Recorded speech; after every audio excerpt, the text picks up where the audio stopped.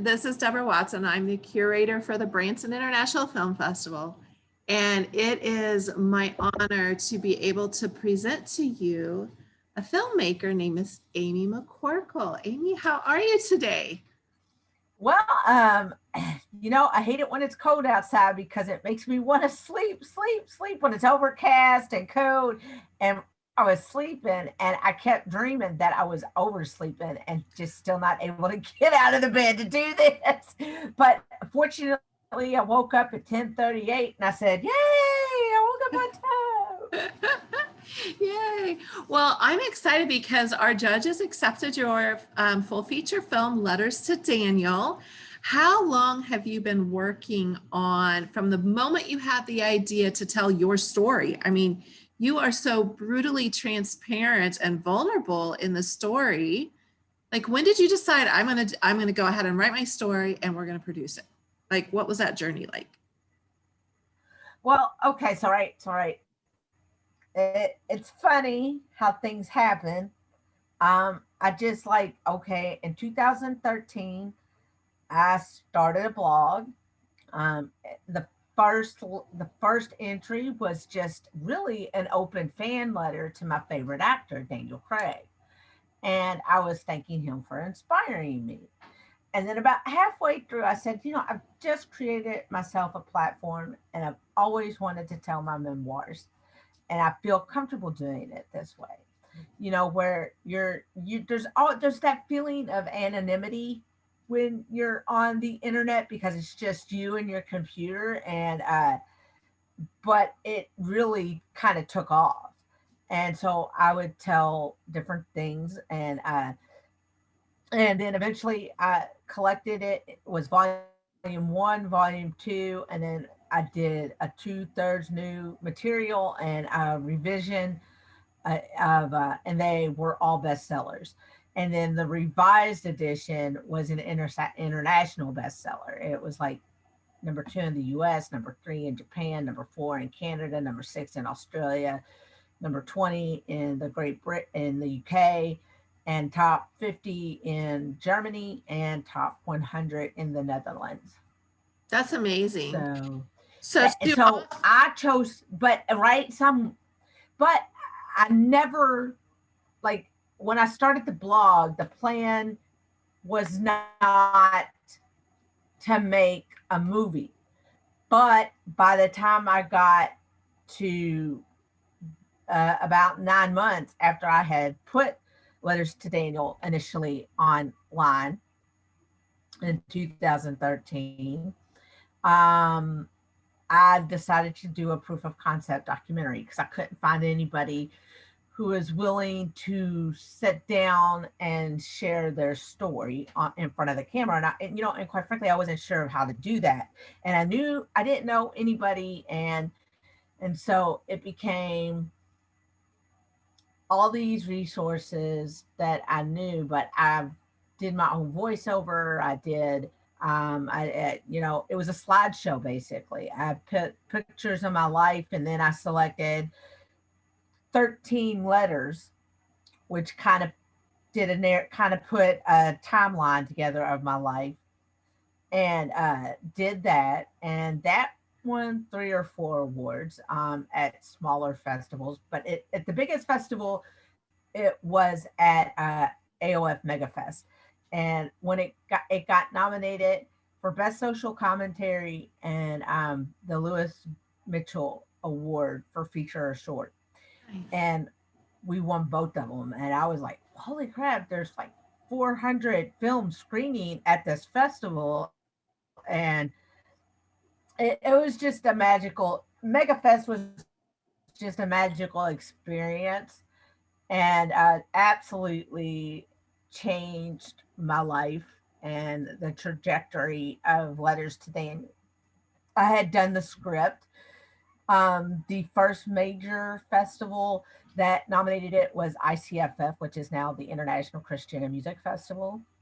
And my first year there, Marty and Sue are absolutely a dream, and that's where I met Cameron and BJ. And I wasn't watching the films. to be honest, I rarely watch films at film festivals because I'm trying to network with people. And if they want me to watch their film, yeah, I'll go watch their film. And also part of it is watching a film and they'll go watch your film. Yeah. But I didn't have a film. I just had a script there. So I talked to BJ and Cameron for an extensive amount of time, and one of the judges who had passed uh, letters to Daniel through. Um, I have never, like, right. So I've won awards, and I go to a festival called Indie Gathering. I usually have 10 submissions there. They do it differently. They do categories and then like genres, right? Every genre has their top four and honorable mention, and it's an amazing place to network. It's kind of like a smaller festival, and it's not as expensive. Um, and that's where I met a lot of people that I would utilize for letters to Daniel. And that's where, you network at. That's what festivals aren't like, especially the smaller ones are more about networking and building a team. Uh, and and I, but I have never had a film. Uh, Letters to Daniel's been my most successful film. All my films are award winning, but Letters to Daniel is like the breakout. Mm. Yeah, it took from, as you said, to get back to your point, from initial blog to memoir to script. The script got 11 nominations, official selection, or win. And then I started trying, like, right, I would go to ICFF, I would go to Indie Gathering. Finding the money is always the hardest. And my most proudest moment at ICFF was definitely get like I was coming out of the restaurant because I had just eaten alone, and I ran smack into Cindy Bond, and she oh, I can only imagine, and Mission Pictures International, and the whole thing. Um, and I had 45-minute one-on-one with her. She bought the memoir, even though ultimately Mission Pictures said it wasn't. They said it was inspirational, but it wasn't inspirational enough. And I know what they mean because it's not a faith-based thing. And but they tried to see what they would do with their overseas market, but their overseas market is more like Hallmark movies, like those like sweet kind of inspirational romances. Sure.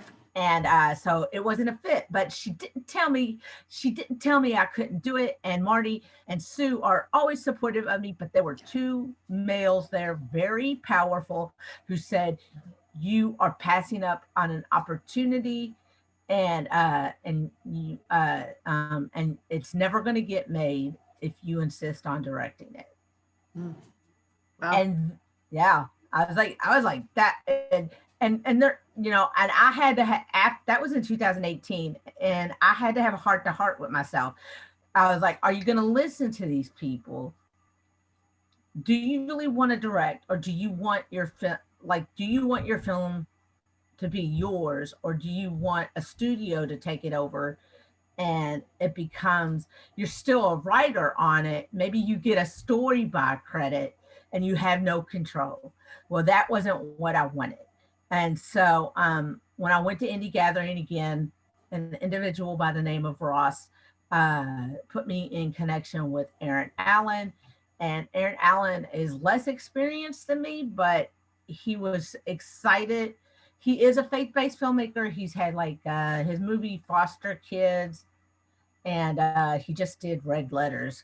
But he helped us campaign for seed money. And so that was 2013. That was 2018, and then over from 2018 in August until June, We shot it in, we cast, we were pre-production, we were raising money. I found two highly experienced, this goes back to festivals and picking where you go. I found two highly experienced individuals. You didn't have a best editing category, but you did have a best DP, and my DP had 34 years experience. So, that's why my film looks as good as it does, between my editor and my DP. The look of it is like, they my DP was, I always felt in control, even though he had 34 years. He was always giving me options. He goes, that's why I'm just trying to give you options. I'm just trying. And I would go, you got to know, you got to trust your team. And it took, so 2013 to 2019 to get it filmed and raise the money. For you, um, already a successful best-selling author, you are in a position now that you weren't in 10 years ago.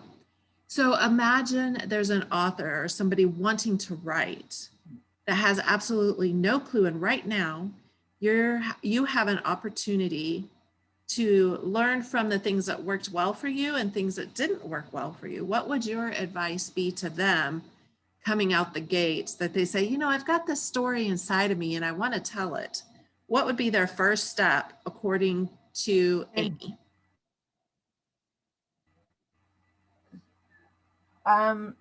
Just write it. Don't look. I have 3 rules. I went to, you might want to go to a couple of workshops. Yeah, I didn't, like, my college career was interrupted by my bipolar disorder. So once I started getting a little better, I went to a screenwriting workshop by a very famous screenwriting consultant named Michael Haig. And he taught the nuts and bolts of, here's what you do, and you don't have to have screenwriting software. You can do it on a document, and you can. But now, when you get to the industry level, they do want final draft. At least that's what I've learned. I can use Celtics on my independent projects, but my manager said, you need to buy final draft as soon as possible. um, boom, boom, boom, boom, boom. I would tell them just to start writing. Just to start writing, because um, no one's going to do it for you, and you better believe in yourself. I mean, God always believes in you. Christ always believes in you. But let's be honest. There's going to be, when you're sitting at the computer, it feels like it's just you at that computer, and you need to shift the way you look at success. Like, every step needs to be celebrated. And I'm not talking about big celebrations. Maybe it's a candy bar. Maybe it's a glass of champagne. Maybe it's a glass of apple cider if you don't drink alcohol. Um, maybe it's going out to dinner with your family. So early on in the publishing game, that was actually, this year is the 10-year anniversary of my first legitimately published first book. Happy So, anniversary. yeah, and this is the month, right, that it happened. It happened in February. And if you watch the movie, that moment is March. Um, uh, so it took, I would just say, do it. Just do it. Like Nike says, just do it. So And that was a very, when you of are course. when you are at the Oscars and you think about your life, who is that one person that has helped be the wind beneath your wings, that has helped you rise to where you are today, that you're going to say, I want to thank? Who's that person? God, it's hard to narrow it down to one, but I think it's obvious if you've seen the film. It's Missy. When I was sick, she could have very well left. but she stayed and fought it out, and we came out. Like stuff like that either brings you together as friends, like sisters, or it just tears you apart. And we weren't a romantic couple. Didn't see anything out there about friends, right? I saw romantic couples, the story of bipolar being sold. I saw stories about parents and children, and those stories do need to be told, but that wasn't my story. And some people said, "Oh, you got to have more happy, you got to really love these characters." I said, "The thing is, when you have bipolar disorder, you are not always the most likable person." Yes. But my actress, Megan Jones, was incredibly gifted, and she was able to convey that viciousness that the disease could be, but with the pain it was inflicting on her at the same time. And I'm so proud of her. She's won an award, and this is, the equivalent to a third nomination. So that's amazing. Well, I'm excited to share it with those that come to festival. We've invited the general public to come.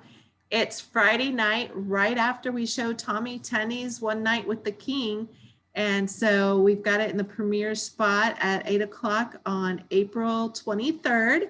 So if you guys come to Branson, get your ticket for the day. You get to watch all 3 film festivals. Come meet Amy face to face. Check out her books that she has. Yes, I have the memoir that the movie was based on. I have the making of that, and I have like I got 4 or 5 books, 4 or 5 titles that relate. So and can they get your autograph on the book? Come meet my yeah, if they want to pay for the book, I'm willing to sign it all day long. All right, and make sure you bring your Sharpie. Shout out to my DP and the you actress for Best Supporting Actress. Ana Maria Ingles is how you say her name. She's actually part Peruvian. She's a healthcare worker, so she's bringing her son, and my DP is bringing his wife. So it'll be fun. Yay. All right, Amy, thank you so much for your time today in this freezing cold weather and working through the glitches with technology. And I look forward to meeting you face to face. Facebook friends for probably 5-6 years now, I think, give or take. Yeah, it's been a while. It's been a hot minute that I kind of secretly Facebook stalk you every once in a while just to see what you're up to. And if you secretly Facebook friended me, no, yeah.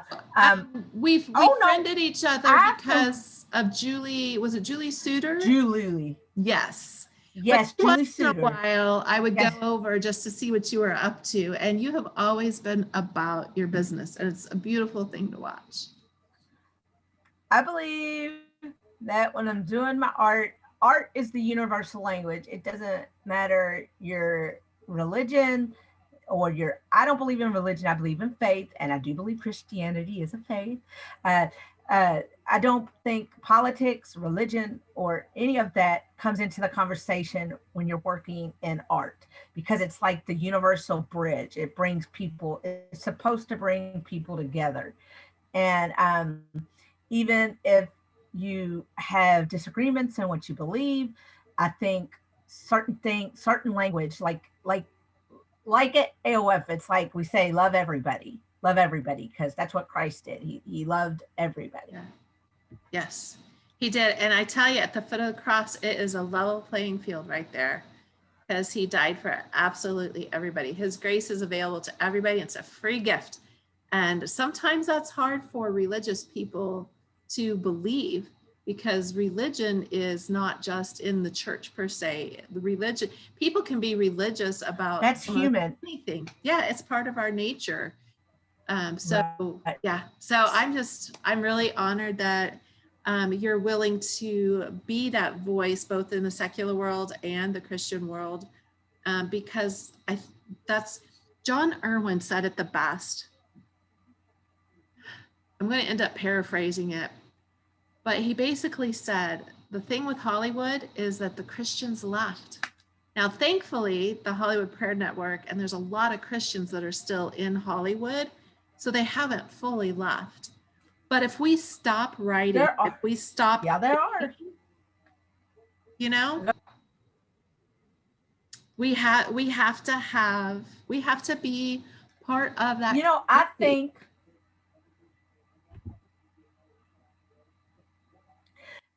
you go like Christ didn't hang out in the churches. Christ hung out with Mary Magdalene and people who had who needed grace. He treated them human. He washed their feet.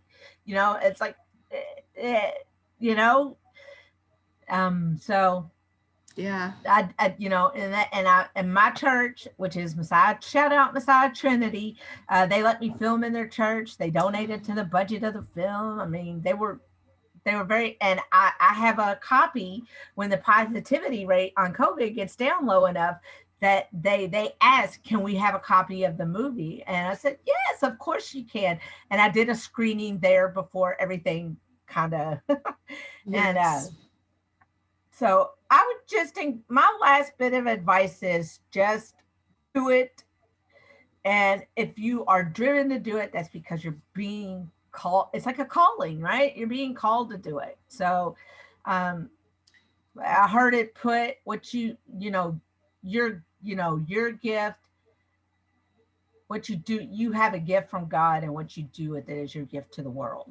So on that note, Amy, thank you. That was a beautiful word spoken. Okay. See you at the festival. Everybody. See you at the festival.